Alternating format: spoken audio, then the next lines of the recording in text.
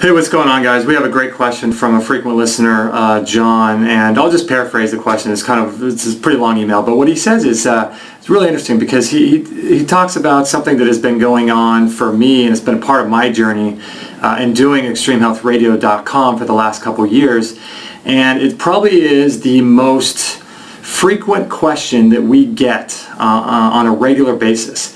And his question is, I have a hard time knowing what to do with my diet and with my health, because on one level, on one show, you may be talking about how it's important to eat like an 80-10-10 diet, a diet full of fruit, high carbohydrates, very low fat, very low protein, and then you have another person the next day talking about the benefits of eating meat and why meat is so important and all the minerals and the vitamins that you're missing from your body if you don't eat meat. And so he writes in and he's just perplexed. He doesn't know what to do, and he doesn't know how to react to this sort of thing. And that's been the most common question that we've gotten, and I just want to share with you one thing that's helped me in the last 2.5 years of doing Extreme Health Radio with this type of situation. Because when I first started, I was very confused as well. I didn't know what to eat. I didn't know if I should be eating meat or not eating meat. I don't know if I should be eating cooked vegetables or juicing or raw vegan or just vegetarian, or if I should be doing XYZ. There's a million different diets out there, right? And so what I realized, and I've come to realize, and Kate and I were just talking about this the other day, is that we cannot look to other people to not only save us or help us, but we can't look to them to have all the answers. And so it's a situation where we can't look to them, right? They all offer unique information and they all offer unique perspectives and insights, but do I believe with Dr. Doug Graham that we should be eating 80% of our diets as a fruitarian and high fruit?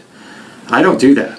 I don't think it's right. I don't think it's healthy, but that's just for me, right? And there's other people too that eat raw meat, and that sort of resonates a little bit more with me. I have yet to try raw meat, but we'll do a video on that when I do.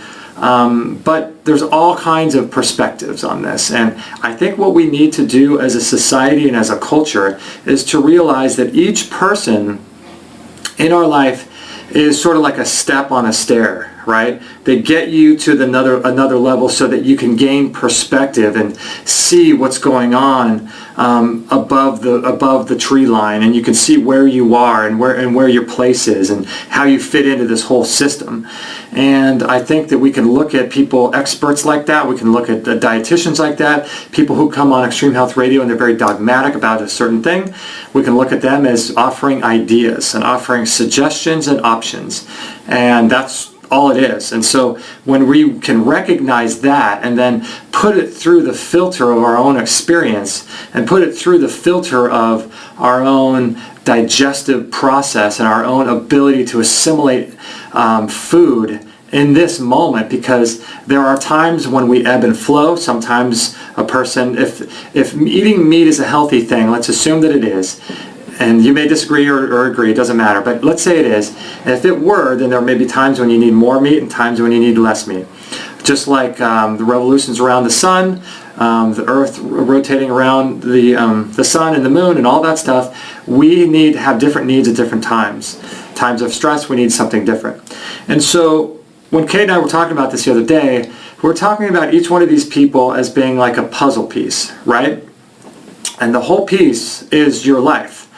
And one person is going to represent one of those maybe 300 pieces of your puzzle, right?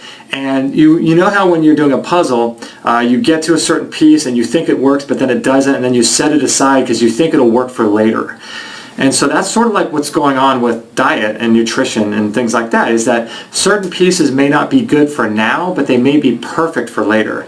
And just because in our culture, I feel like people want the experts to tell them what to do and tell them what diet to eat and tell them how to live their life so that they can just implement a 5-step plan and sort of be happy all of a sudden. And it's so not like that. And you have to you have to do the work. You get the puzzle, and each guest on our show, or each dietary expert, or each spiritual expert, or each philosophy, or each book you read, it just represents one puzzle piece. And you get that puzzle piece, and it's not going to just magically put itself together, right? You have to look at the puzzle piece and determine, okay, does it go this way or that way? And if it does, then I have to use my brain and my eyes and pick it up and actually do the work of lifting it up and trying different places where it can go. And you have to put the puzzle together. You got to do the work. So you can try some of these people if you think that a certain philosophy, or if a certain dietary way of eating, or meditation, or if you want to do prayer. Each of these things are puzzle pieces, and you have to do the work of opening the box, going to the store and purchasing that puzzle, opening the box, reading it and seeing what it looks like and studying it, and then trying to put it all together. That's your job. All of these people aren't here to do anything other than just give you ideas and give you options. And I feel like that's one of the things we need to understand is we can't look to someone or some philosophy or some book to tell us, yes, we should be eating this food. I think that this guy, what he's saying is good. Try things out, see how your digestion works, sit with it, eat something, see how it feels. If it feels good, boom, you can keep doing it. If it doesn't feel good, stop it and do something else. And I would invite you to be your own expert and look at other people's opinions and other people's ideas as merely options. It's just an offer. They're offering you a way of thinking, a way of looking at food. And if it may serve you for a while, it may not serve you for a while, but ultimately your body knows what it needs at any given time. And whatever you need will become available to you if you're open and if you're willing and if you're aware of how life works and circumstances work and if you're connected. And so that's what I would say is the biggest thing for me is don't listen to the people that are on our show. Don't listen to me. Don't listen to other people. Listen only to yourself. And I realize that in order to do that, if you're watching this video, you have to listen to me tell you to listen to yourself. But I just invite you to do that. Listen to yourself and see if something works for you. Like, for example, Kate is very much averse to eating raw meat. But for some reason, that feels right to me. That feels like something I want to try. And she shouldn't try it just because I tell her to try it. She shouldn't do it just because I tell her to do it. She should do it because she feels called to do it. She feels a particular pull in that direction. That there's something about that calls to her and her body needs that.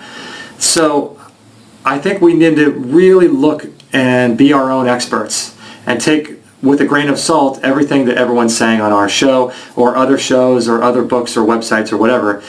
We need to be our own experts. We need to come up with our own diet, find out what works for us, and listen to people and enjoy what they say. Maybe take one or two things from each thing they say and put it into your own program, into your own plan of dietary strategies, and always be willing to ebb and flow too. Don't get locked into the idea, into the attachment of being labeled a vegan or being labeled a paleo person or being labeled a vegetarian or a raw foodist.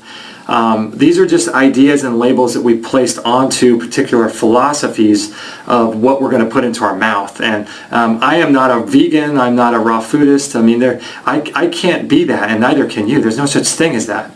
Because in essence, in actuality, we are soul, and we are much bigger than our bodies. And so the idea of being a raw vegan, well, it's like, that doesn't even compute to me. I could eat raw vegan food at certain times, but I'm not a raw vegan. I don't even know what that is. My soul can't be that. So I want to invite you to sort of take with a grain of salt everything people say on our show. Enjoy it. Look at it as an offer. Look at it as something that you're interested in exploring. And if you like it, cool. If not, it may work for you for a little while and then maybe not for a while. I was a raw vegan for 7 years and 100% raw vegan, and now I've changed my diet a little bit. And right now it's a summer month, so I'm going to start eating some more raw vegan foods. A little bit less meat and sort of ebb and flow with day to day with what my body needs. So if you're interested in this kind of stuff, I would invite you to check out our website. We've got to date around 380 videos so far.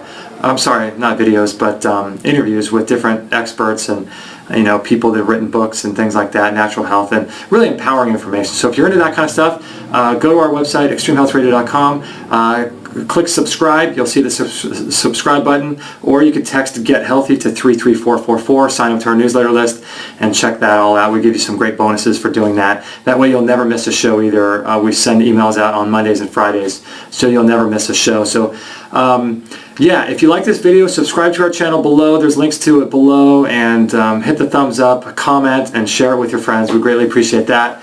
And just remember to always look at what everyone else is saying as offers, as ideas, as just little tidbits of ideas, and you can just put that through your own filter. But you have to know what your filter is, and you have to have done the work yourself to know what you're good with and what you're not good with and what you'll tolerate, and sort of do the work in that regard. So I would invite you to do that work and listen to your body, and not listen so much to what everyone else is saying that you should eat, but only listen to that if it resonates with you. So in any event, that's it. I'm rambling now. Thanks for watching. Please share this video, and we'll catch you on the next show.